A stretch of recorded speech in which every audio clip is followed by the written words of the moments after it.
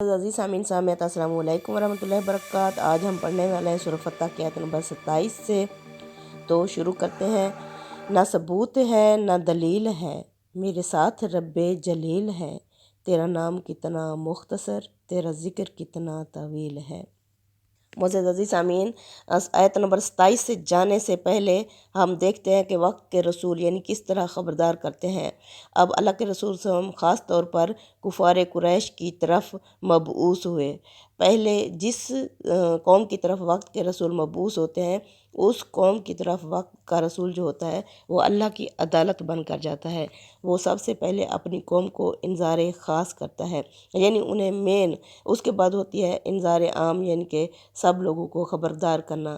انذار خاص پہلے یعنی کہ اپنے خاص لوگوں کو خبردار کرنا ہوتا ہے آخرت سے۔ پھر اللہ فرماتے ہیں اب فیلڈ میں اترو، یا ایھا المدثر قم فانذر وربک فکبر، اور اپنے رب کی بڑائی بیان کرو۔ یعنی کیا کرنا ہے؟ توحید اور قیامت کی دعوت دیتے رہیں۔ اس دعوت میں وہ اپنی قوم کو اپنی قوم ہی کی حیثیت سے خطاب کرتے ہیں، اور اس پر اس وقت تک پوری استقامت سے جمے رہتے ہیں وقت کے رسول، جب تک کہ قوم کے اعیان یعنی اکابر جو بڑے اس کے لیڈر ہوتے ہیں اپنے رویے سے ان کو وقت کے رسولوں کو مایوس نہیں کر دیتے۔ وہ جب وہ مایوس کر دیتے ہیں وہ بالکل واضح ہو جاتا ہے کہ یہ ہٹھ دھرم قوم ہے اور اپنی ضد سے باز آنے والی قوم نہیں ہے۔ تب اللہ کی طرف سے رسول کو ہجرت کا حکم ملتا ہے۔ وہ قوم سے اعلان برات کر کے اپنے ساتھیوں کے ساتھ ہجرت کر جاتا ہے۔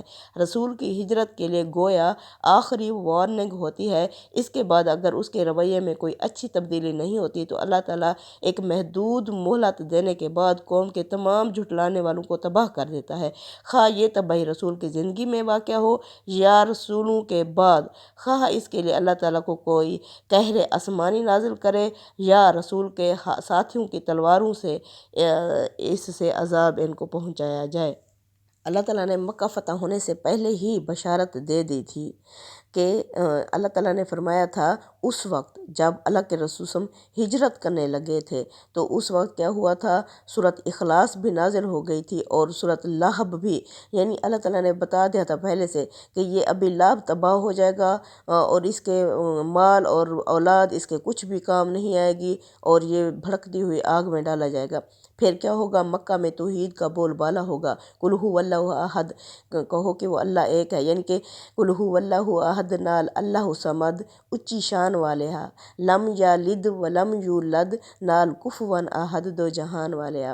یعنی یہاں صرف اللہ ہی کی توحید رہے گی پورے عرب میں، تو یہاں کوئی دوسرا دن داخل نہیں ہوگا، کیونکہ اللہ تعالیٰ نے پہلے ہی فرما دیا تھا اذا جاء نصر اللہ والفتح، جب اللہ کی مدد آ پہنچے اور کامیابی نصیب ہو جائے۔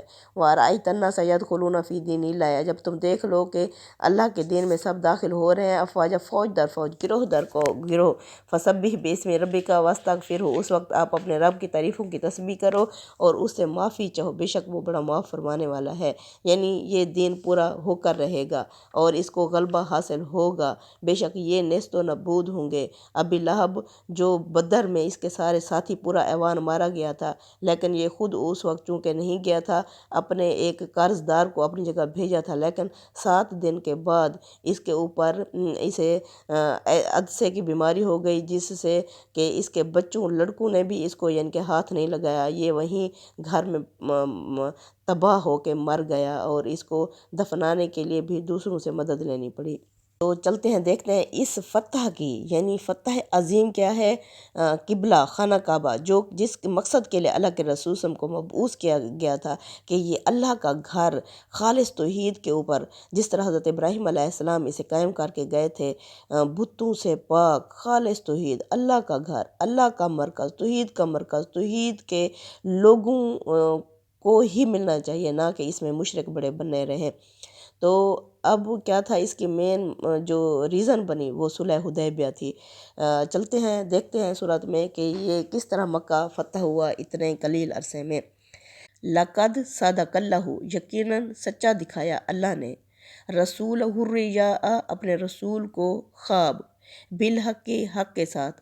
لا تدخلون المسجد الحرام، یقیناً تم ضرور داخل ہوگے مسجد الحرام میں انشاء اللہ اگر اللہ نے چاہا، آمینین امن کے ساتھ ہی داخل ہوگے، محلقین رؤوسکم تم منڈواؤ گے اپنے سروں کو، و مقصرین اور تم ترشواؤ گے یعنی کٹنگ کراؤ گے، لا تخافون تمہیں کسی قسم کا خوف نہیں ہوگا، فعلم پس وہ جانتا ہے، معلوم تعلم وہ باتیں جو تم نہیں جانتے، فجعل من دون ذالک فتحا قریبا اس کے علاوہ بھی اس نے ایک اور قریبی فتح تمہارے لیے رکھ دی ہے۔ اللہ اکبر۔ اللہ فرماتے ہیں اس لیے کہ مطمئن رہو ایمان والے، اللہ نے اپنے نبی کو سچا خواب دکھایا۔ یہ اس خواب کا ذکر ہے جس کی بنا پر رسول اللہ صلی اللہ علیہ وسلم نے عمرے کا سفر کیا، جس کے ثمرات اور نتائج اس سورہ میں زیر بحث ہیں۔ حضور صلی اللہ علیہ وسلم اس سفر کے لیے نکلے تو صحابہ کرام میں سے ہر شخص کو یہ توقع تھی کہ ہم عمرہ کر کے ضرور آئیں گے، مگر جب نتیجہ توقع کے برعکس نکلا اور مسلمانوں کو قریش سے معاہدہ کر کے عمرہ کیے بغیر ہی لوٹنا پڑا، تو یہ سوال پیدا ہوا کہ جب یہ سفر اللہ کے حکم سے ہوا تھا تو ہم بے نیل و مرام کیوں واپس جا رہے ہیں بغیر عمرہ کیے؟ اوپر صلح حدیبیہ کی مصلحتیں اسی سوال کے جواب میں واضح کی گئی ہیں۔ یہ مزید وضاحت ہے کہ عمرہ ضرور ہوگا، اس کا وعدہ اللہ نے کر رکھا ہے، اور تم اگر غور کرو تو جو معاہدہ کر کے آئے ہو اس سے اسی کی راہ ہموار ہوئی، اب تم بغیر کسی خطرے کے اگلے سال عمرے کے لیے جا سکتے ہو۔ یہاں یہ امر ملحوظ رہے کہ لوگوں کو پریشانی محض ان کی توقعات اور حضور کریم صلی اللہ علیہ وسلم کے عزم سفر کی وجہ تھی، ورنہ خواب میں یہ ہرگز یہ وعدہ نہیں کیا گیا تھا کہ عمرہ اسی سال لازماً ہوگا، ضروری نہیں ہے خواب فوراً ہی پورا ہو جائے۔ یعنی بے شک اللہ نے چاہا تو تم مسجد حرام میں ضرور داخل ہو گئے پورے امن کے ساتھ، اس طرح کہ اپنے سر منڈواؤ گے اور بال کترواؤ گے۔ عمرے کے مناسک میں یہ آخری چیز ہے جو اسے پایہ تکمیل تک پہنچا دیتی ہے۔ دوسرے لفظوں میں مدعا یہ بھی ہے کہ جس عبادت کے لیے جا رہے ہو اس کے تمام مناسک پورے کرو گے تو آخر میں یعنی بال کٹواؤ گے بھی، یعنی تمہاری پورا عمرہ ہو جائے گا۔ اب اللہ فرماتے ہیں تمہیں کوئی اندیشہ نہیں ہوگا، بس اتنی بات تھی کہ اللہ نے جان لیا جو تم نہیں جان سکے۔ یعنی اللہ نے کیا جان لیا؟ یعنی یہ جان لیا کہ اگرچہ اس سال تم لوگ عمرہ نہیں کر سکو گے، مگر آگے عمرے کی راہ نہ صرف یہ کہ اس سفر سے کھل جائے گی، بلکہ ایک ایسی قریبی فتح بھی حاصل ہوگی جو آئندہ تمام فتوحات کی راہ بھی کھول دے گی۔ سبحان اللہ۔ اس سے پہلے اس نے ایک اور بھی قریبی فتح تمہارے لیے رکھ دیا ہے۔ اس سے مراد وہی معاہدہ حدیبیہ مراد ہے جس کو سورہ کی تمہید میں فتح مبین انا فتحنا لک فتح مبینہ سے تعبیر کیا گیا ہے۔ اس کو قریبی فتح فتح مکہ کی رعایت سے کہا گیا ہے جو ابھی کچھ دور ہی تھی، یعنی پہلے یہ قریبی فتح تھی، یہ اس کے حاصل ہو جانے کے بعد مکہ فتح ہوگا۔ مکہ جب فتح ہو جائے گا تو یہ اس کے 2 سال کے بعد فتح ہو گیا تھا، کیونکہ قریش کی پہلی شرط یہ تھی کہ 10 سال تک کے لیے دونوں یعنی جو ہیں جنگ نہیں کریں گے، جنگ بند کر دی جائے گی، کسی کے ساتھ مل کر بھی یہ خفیہ یا اعلانیہ کوئی جنگ کا اقدام نہیں کریں گے۔ جب یہ پہلی شک ہی ایسی تھی تو مسلمانوں نے کھل کر اپنی دعوت کی تبلیغ کی، جس سے دین و اسلام میں اشاعت ہوئی۔ آگے آیت نمبر 28 میں اللہ فرماتے ہیں هو الذی ارسل رسولہ، وہ ذات ہے جس نے بھیجا اپنا رسول محمد صلی اللہ علیہ وسلم بالہدا ہدایت کے ساتھ، و دین الحق اور سچے دین کے ساتھ یعنی دین اسلام کے ساتھ، لیظہرہ تاکہ وہ ظاہر کر دے غالب کر دے اس دین اسلام کو علی الدین کلہ تمام ادیان کے اوپر، وکفی باللہ شہیدہ اللہ اس بات پر گواہ کافی ہے۔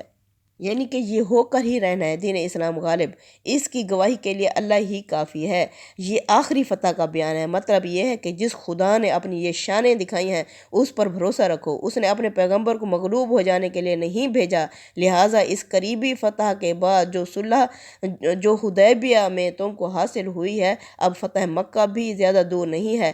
رسولوں کے باب میں خدا کا یہی طریقہ رہا ہے، اور ان کی طرف سے اتمام حجت کے بعد اللہ تعالیٰ ان کے منکرین یعنی انکار کرنے والوں کو پر مومنوں کو ضرور غلبہ عطا فرماتا ہے۔ سبحان اللہ۔ آیت نمبر 29 میں اللہ فرما رہے ہیں محمد الرسول اللہ، محمد اللہ کے رسول ہیں، یعنی یہ پھولوں کے اندر یہ ایک گلے سرسبز ہیں، جو یعنی کہ غالب آ کر ہی رہیں گے۔ اللہ جب اپنے وقت کے رسول کو زمین پر بھیجتا ہے تو وہ گویا اس قوم کے لیے اللہ کی عدالت بن کر جاتے ہیں۔ ایسے ہی جیسے بارش آسمان سے برستی ہے تو وہ خوشخبری بھی ہوتی ہے اور اس میں بھی ڈراوا یعنی خبرداری بھی ہوتی ہے۔ وقت کا رسول جس زمین میں مبعوث ہوتا ہے وہ اس کے لیے باعث رحمت بھی ہوتا ہے اور نہ ماننے والوں کے لیے وہی باعث زحمت بھی ہوتا ہے۔ یعنی اللہ کے رسول صلی اللہ علیہ وسلم کن لوگوں کے لیے باعث رحمت ہے؟ اللہ فرماتے ہیں محمد رسول اللہ، محمد اللہ کے رسول ہیں، والذین معہ اشداء علی الکفار، اور وہ لوگ جو ان کے ساتھ ہیں وہ کافروں کے اوپر سخت ہیں۔ رحماء بینہم، وہ آپس میں مہربان ہیں۔ تراہم، تم ان کو دیکھتے ہو، رکعن، رکوع کی حالت میں، سجدن، سجدوں کی حالت میں، یبتغون فضل من اللہ، چاہنے کے لیے اللہ کا فضل، و رضوان، اور اس کی رضا چاہنے کے لیے، سیمہم فی وجوہہم من آثار السجود، ان کے چہرے سجدوں کے اثرات سے پہچانے جاتے ہیں۔ ذالک مثلہم فی التوراۃ، ایسی ہی ان کی مثالیں گزر چکے ہیں تورات میں بھی، ومثلہم فی الانجیل، ایسی ہی ان کی مثالیں انجیل میں بھی گزر چکی ہیں۔ اللہ فرماتے ہیں اس کی مثال کازار ان، اس کھیتی کی طرح ہے، اخراجہ شاطئہ، جو اپنی کونپل نکالتی ہے، فآزرہ، پھر وہ کھڑی ہو جاتی ہے، فاستغلظ، پھر وہ گدرا جاتی ہے، فاستوی علی سوقہ، پھر وہ اپنی بالی کے اوپر کھڑی ہو جاتی ہے، یوجب الزرع، اچھی لگتی ہے کسان کو اس کی پکی ہوئی فصل، لیغیظ بہم الکفار، تاکہ اس سے غیظ و غضب ہوتا رہے کافر، وعد اللہ الذین آمنوا، اللہ کا وعدہ ہے ان لوگوں سے جو ایمان لائے، وعملوا الصالحات، اور نیک اعمال کرتے رہے، منہم، ان میں سے جو اس وقت موجود تھے، مغفرۃ، بخشش کا، واجرا عظیما، اور بہت بڑے اجر کا۔ صدق اللہ العظیم۔ اب اللہ فرماتے ہیں محمد رسول اللہ، اور وہ جو ان کے ساتھی ہیں وہ کافروں پر آپس میں تو وہ مہربان ہیں لیکن کافروں کے اوپر سخت ہیں۔ یہ ان منافقین کے مقابلے میں مخلصین صحابہ کا کردار بیان کیا گیا ہے جو مسلمانوں کے لیے تو روز بد کے منتظر تھے منافقین، مگر کفار میں اپنے دوستوں کو اطمینان دلاتے تھے کہ کوئی خطرہ پیش آیا تو وہ انہی کے ساتھ ہوں گے۔ فرمایا پیغمبر کے یہ ساتھی آپس میں نہایت رحم دل اور ایک دوسرے کے لیے سہولیات پیدا کرنے والے ہیں، مگر اپنے ایمان کی پختگی اور سیرت کی مضبوطی کے لحاظ سے منکروں کے لیے گویا پتھر کی چٹان ہیں۔ ان میں سے ان کو اپنے مقصد کے لیے استعمال کوئی بھی نہیں کر سکتا۔ اس آیت میں اشداء علی الکفار کے جو الفاظ آئے ہیں اس کا صحیح مفہوم یہی ہے کہ گویا وہ منکروں کے لیے پتھر کی چٹان ہے، ان میں سے کوئی ان کو اپنے مقصد کے لیے استعمال نہیں کر سکتا۔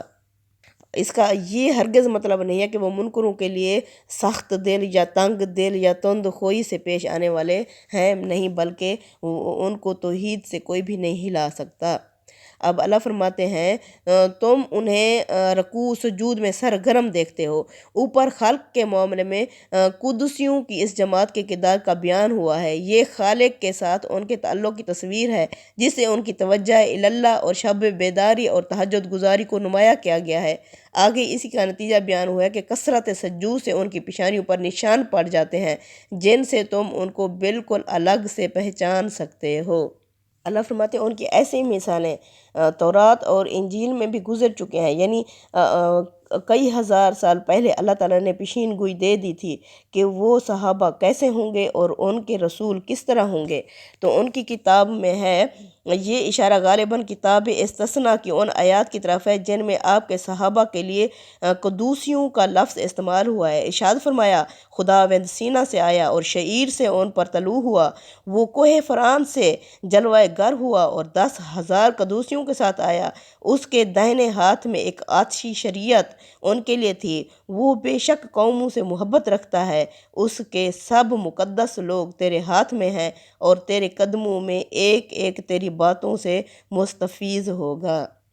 ان کی کتاب متہ میں یہ مثال اس طرح نقل ہوئی ہے۔ اس نے ایک اور تمثیل پیش کر کے کہا کہ آسمان کی بادشاہی اس رائی کے دانے کے مانند ہے جسے کسی آدمی نے لے کر اپنے کھیت میں بو دیا۔ وہ سب بیجوں سے چھوٹا تو ہے لیکن جب بڑھتا ہے تو سب ترکاریوں سے بڑا اور ایسا درخت ہو جاتا ہے کہ ہوا کے پرندے آ کر اس کی ڈالیوں میں بسیرا کرتے ہیں۔ استاد امام لکھتے ہیں یہ تمثیل یعنی کہ اچھی لگتی ہے جو کسان کو، یہ تمثیل معمولی تغیر الفاظ کے ساتھ مرکز باب 4 اور لوکا باب 8 میں بھی آئی ہے۔ اسی تمثیل کی قرآن نے یوں وضاحت فرمائی کہ جو حال کھیتی کے نشو و نما کا ہوتا ہے وہی حال اسلام کے تدریجی عروج اور کمال کا ہوگا۔ کھیت میں جو دانے بوئے جاتے ہیں اول وہ باریک سوئیاں سی نکالتے ہیں، پھر ان کو مزید سہارا ملتا ہے جس سے سوئیاں موٹی اور قوی ہو جاتی ہیں اور کھیتی اپنے تننے پر کھڑی ہو جاتی ہے۔ اس طرح ایک دن آئے گا کہ جو بیج حق یا تخم حق عرب کی سرزمین میں بویا گیا ہے محمد صلی اللہ علیہ وسلم کی شکل میں، اس کی فصل شباب پر آئے گی جو اپنے بونے اور آبیاری کرنے والوں کے لیے دلوں کو تو موہ لے گی اور ساتھ ہی ان لوگوں کے دلوں کو غم و غصے سے جلائے گی جنہوں نے اس کی نشو و نما کو روکنے کے لیے اپنا ایڑی چوٹی کا زور لگا دیا۔ یہ جو کھیتی کی مثال ہے، اس کھیتی کی مثال سے مراد اہل ایمان ہیں۔ اس وجہ سے آخر میں یہ ظاہر کر کے ان کا عروج بالآخر ایک دن کفار کے لیے باعث حسرت اور حسد ہوگا۔ مومنوں کے لیے اس میں خوشخبری ہوگی اور انہیں عروج حاصل ہوگا اور جس مقصد کے لیے وقت کے رسول بھیجے گئے تھے وہ مقصد حاصل ہوگا۔ اللہ کے رسول صلی اللہ علیہ وسلم نے سورہ فتح میں اپنا مقصد حاصل کر لیا، اپنا قبلہ اس سے بتوں سے آزاد کر دیا اور خالص توحید کا بول بالا کر دیا۔ اس لیے سورہ اخلاص پہلے ہی نازل ہو چکی تھی۔ اللہ نے بتا دیا تھا یہ دین عرب میں اللہ کے گھر میں اللہ کی توحید کا بول بالا ہوگا، یہاں کوئی دوسرا دین داخل نہیں ہوگا۔